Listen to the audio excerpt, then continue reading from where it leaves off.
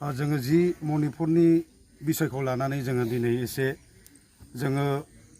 बाव गासैबो जोङो ख्रिस्टान हिसाबै जोङो ज' जादों खिन्थु जोङो सोरबा जातिखौ सोरबा धर्मखौ जोङो माबा मोनसे इनसाल्ट खालामनो थाखाय नङा जि मणिपुराव जाबाय थानाय घटना बेखौ जोङो दुखु मोनदों मणिपुराव मोननै जातिखौ लानानै बिसोरो दावराव दावसि दाङाबाजि खालामदों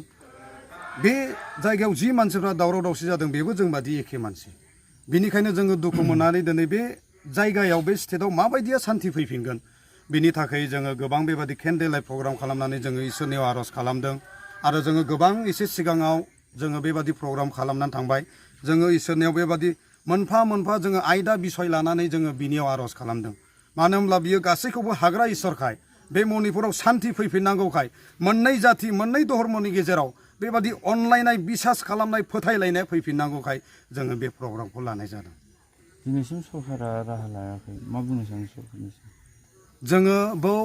जोङो गोबां सिंनि खोथा जों लोहाबनानैबो जोङो बुंनो रोङा आरो जोङो थांनोबो गोसो गैया एसे जोङो ख्रिस्टान धर्मनि जोङो खामानि मावग्रा जोङो हिसाबै जोङो बेखौनो कामना खालामगोन बे जायगायाव जि जातिखौ लानानै धर्मखौ लानानै दावराव दावसि जादों जोंनि दैदेनगिरि सरकारफ्रा जोंनि इण्डियाननि सरकार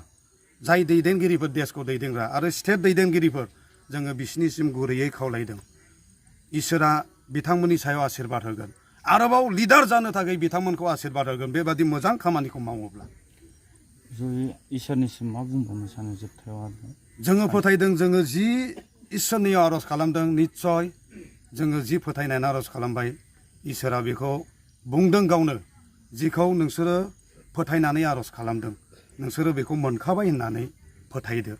जोङो बेखौ फोथायनानैसो दिनै बे केन्डेल प्रग्रामखौ खालामदों आरो निस्सय गाबोन समफोरनिफ्राय फोथायदों बे मणिपुराव गोजोननाय रंजानाय आरो बेबादि जाथि मोननैजों अनलायनाया फैफिनगोन मानि बानजायनायाव बेखौ दिनै खालामदों जोङो बेखौ